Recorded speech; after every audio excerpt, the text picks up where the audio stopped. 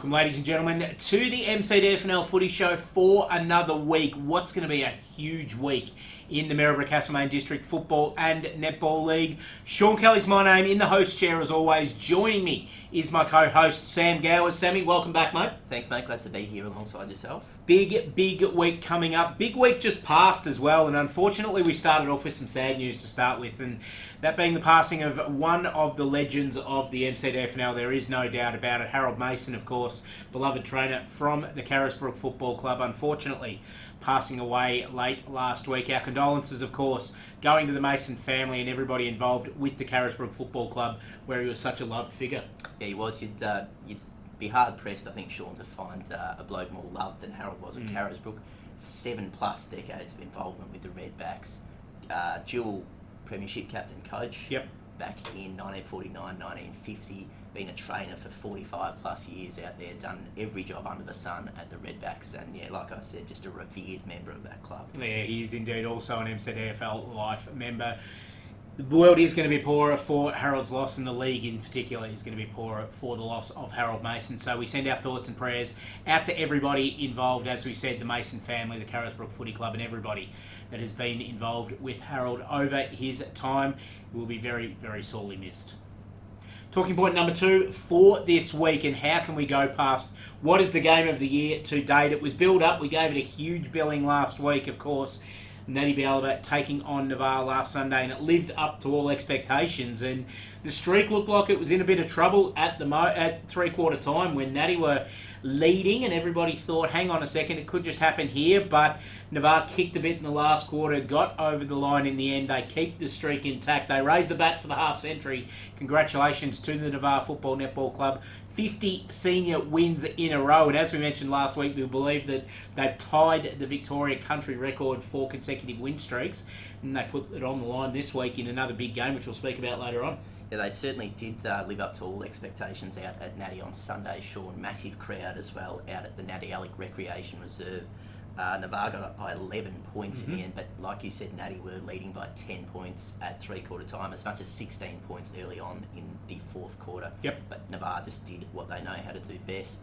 Ash Driscoll getting them over the line. Massive last quarter from the co-coach. What can Natty take out of something like that? Do they take out of that the fact that, yes, they can hang with Navarre and it'll really give them some confidence as the season goes on? Yeah, I think so, even though they did lose in the end. And like we know, there's no shame in losing to Navarre, but I think Jared Bateson will take some confidence out of that and think we can beat them. They did have some key players missing, so it'll be interesting if those two sides meet again later this season. Yeah, very much looking forward to the potential of that happening later in the season, but a couple of big weeks coming up for Natty, which we'll speak about very, very shortly.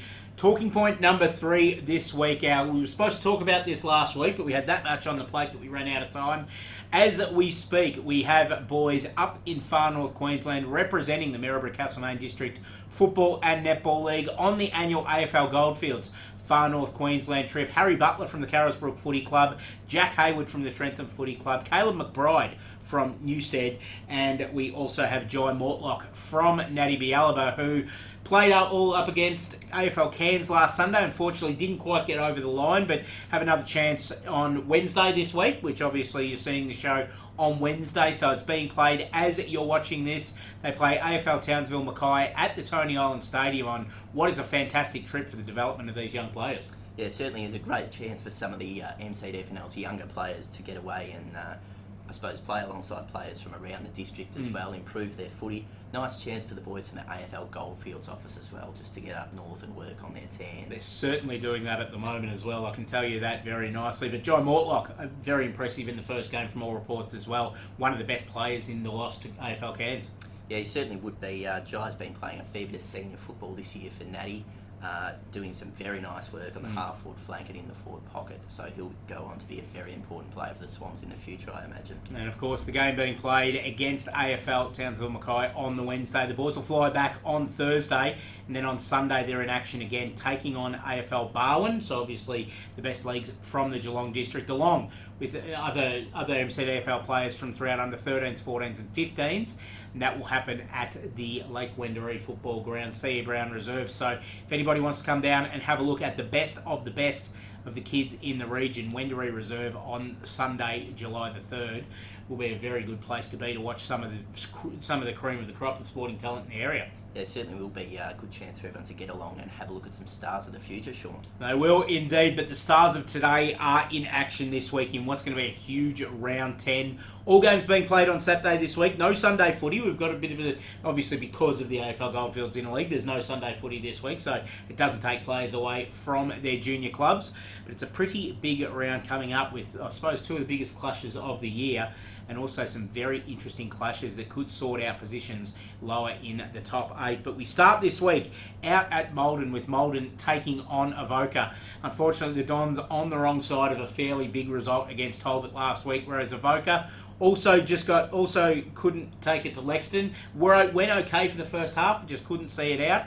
Probably the Doggies will start favourites here. Yeah, they certainly will, Sean, especially on the back of their first quarter last week. They kicked 7 goals in the first quarter, left Lexington a little bit shell-shocked, and it looked like the Bulldogs were on track for a big win, just faded out in the second half. I'm sure they'll be primed for a big crack at Maldon this weekend. Well, Maldon will probably approach this game, though, as a chance to kind of end the rod a little bit and see themselves as a winning chance. Hayden Kelly in the side last week as well makes such a difference to Maldon, and if he can get up and firing, the Dons will really give themselves a chance here. Yeah, they certainly will, especially on their home turf. We say it all the time, but they do play their home ground a lot better than they play away. You're tipping? I'm going to go with the Bulldogs. Bulldogs for me as well. Lexington taking on Campbell's Creek at the Lexington Reserve this weekend, and 3 in a row now for the Tigers, starting to approach some of their best form. And we spoke about Matthew Brown kicking 5 last week. I believe he's up that the week. Oh, it's 5 the week before. He's up that last week.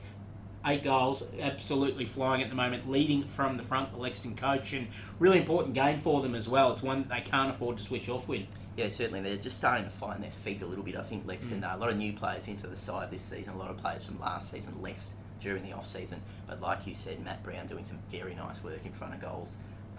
What have we got? How many goals in the last 2 weeks? 13 goals in the last 2 weeks for M. Brown. Very nice, shooting up the goal-kicking ladder. Surprised he hasn't told you that already. He might have mentioned it. Could have done it once or twice as well. Lexington for me. Yeah, Lexington for me as well. Lexington for all of us on this panel. Pretty interesting game at Talbot Recreation Reserve this weekend. The Hawks, who are on fire at the moment. 33 goal performance last week. It's not too often that's happened down at Old Talbot Town, and they've got a pretty big game as they take on Denali this weekend, and a Denali side that will start to be gunning for a place in the top 8, and Talbot know how important this game is for their own finals chances. They can almost start to consolidate if they win this. Yeah, absolutely. That massive win over Maldon last week we spoke about before was very impressive. Big spread of goal kickers for the Hawks, which would have pleased Matt Smith and Dallas Byers no end, and I'm going to back the Hawks in. Yeah, the Hawks can go to 6-4 if they win this, which is exactly where they'll want to be sitting after 10 rounds. And I think Denali will take it up to them. Obviously, Denali going very nicely at the moment, but I just think Talbot will get over the line in this one. Harcourt taking on Trentham at Sims Dental Reserve this weekend. Another very, very important game of football. It's almost Trentham's season on the line here, and Harcourt at Harcourt is never an easy task. No, not at all. The Lions play their home ground very well as well. But Trentham would have been pretty disappointed, I think, last week to go down to Rovers. We keep talking about how much they've improved, but they're just not getting the results on the board.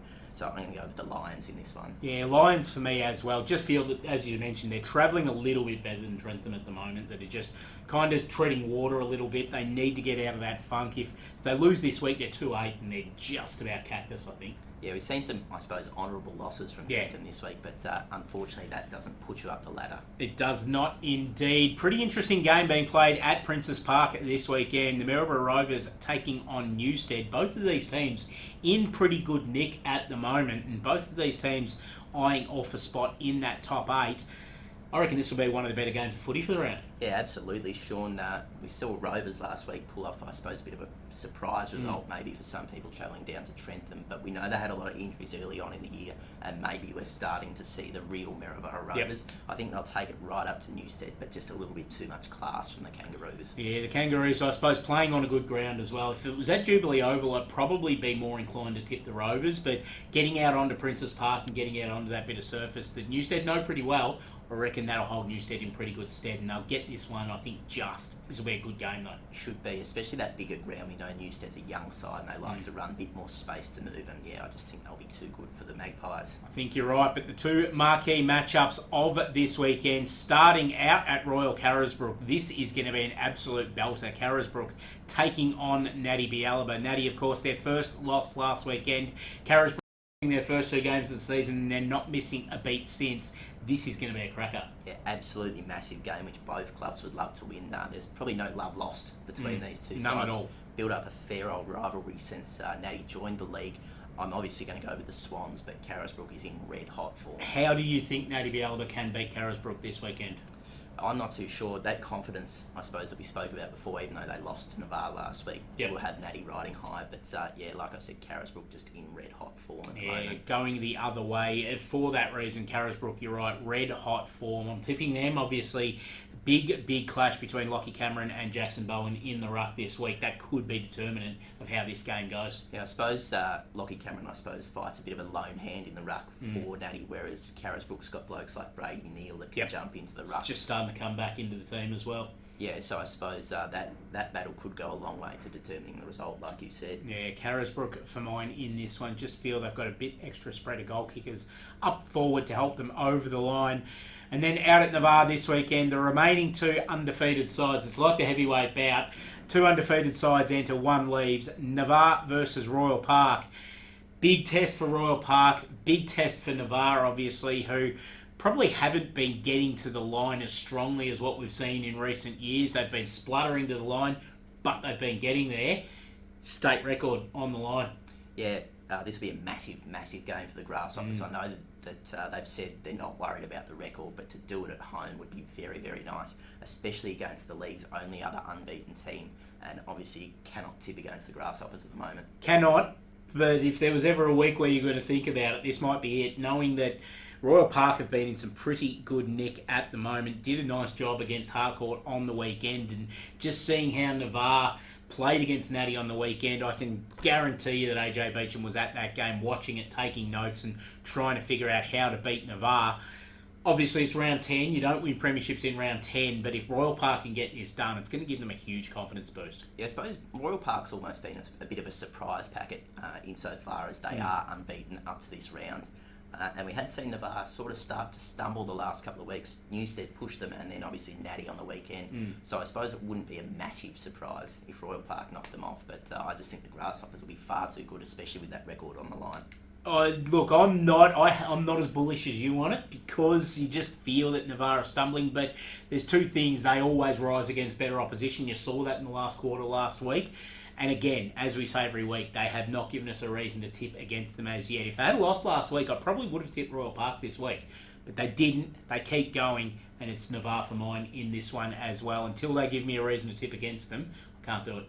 Yeah, I just don't want to incur the wrath of Ash Driscoll again, so I'm all for Navarre. That's because you know he would just absolutely ragdoll you and just punch the absolute suitcase out of you. It wouldn't be hard, but especially last week after he just rose the occasion in the last quarter, and Cody Driscoll held to just 1 goal. He stepped up to the plate, performed, and I'm sure Navarre got plenty of blokes that are capable of doing that. Yeah, I'm sure they have. Whatever way it's going to be an absolute ripper of a game, and a ripper of a weekend, because there's some really juicy games of football being played this weekend throughout the MCDFNL. So no matter where you are this Saturday afternoon, you're sure to see a great day of football and netball throughout the region.